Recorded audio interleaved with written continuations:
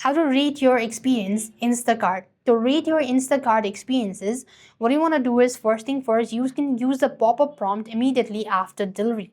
So after you've received your product, you could see a pop-up right in the front page, rate us or review us, something like that. You could immediately do then and there. Otherwise, what you want to do is you could go to the order history section.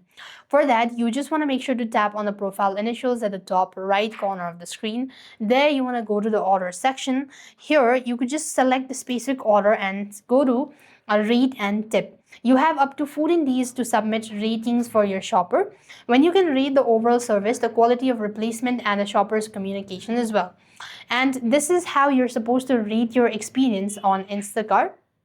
And likewise, you could go ahead and give an honest review, all that information, service, delivery as well.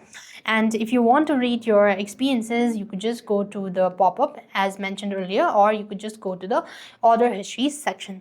So with that being said, we've completed our steps. Thank you for watching. See you in our next video.